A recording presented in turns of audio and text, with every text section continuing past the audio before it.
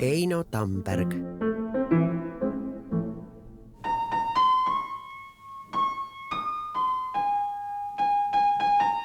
Eino Tamberg oli Lennart Meri pinginaaber.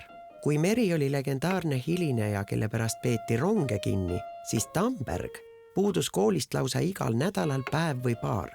Ta tahtis olla kodus ja oma tööd teha. Eino ema otsustas, et poissi ja tema loomingut peaks näitama Heino Ellerile. Noor Tamberg mängis oma 1,5 vaatust balletikonservatooriumis ette ja üliõpilaseks ta võeti, ehkki oli alles keskkoolis ja solfegiot vaevalt nuusutanud. Kui meil oleks ainult olemas see kodune ja kui me ei unistaks millegist kaugest tähest, siis meil oleks sihitu tühi.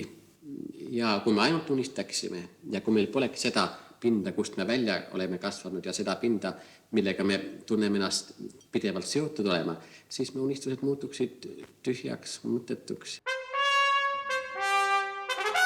19-aastaselt koostas Eino koos oma sõpradega ladina keeles eetikaprogrammi, mille esimesed punktid ütlevad: meie eesmärgiks on õnnelik elu. Selleks püüame seada oma elu nii, et selles oleks võimalikult rohkesti dünaamilisi elamusi. Püüame võimalikult suurel määral seesmiselt rikastuda ja neid punkte järgis Tamberg kogu elu.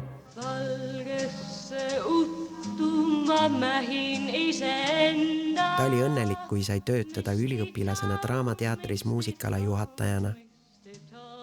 Seal süvenes tema teatriarmastus ja tärkas soov kirjutada muusikat teatrile, filmidele ja kuuldemängudele.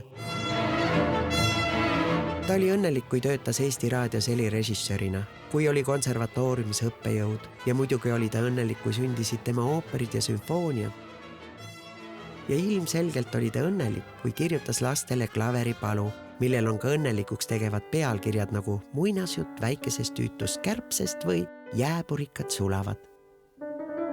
Helilooja Eino Tamberg on loonud laulu Kordan sinu nime, mida tänaseni peetakse Eesti estraadil üheks paremaks armastuslauluks.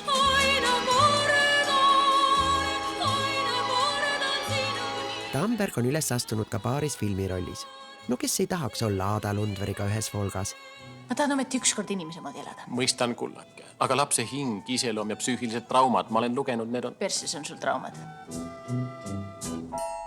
Ja nagu noorukina soovis Tamberg elada õnnelikku elu, anti talle aastal 2010 Eesti Muusikanõukogu preemia inimliku ja õnnestava muusika eest.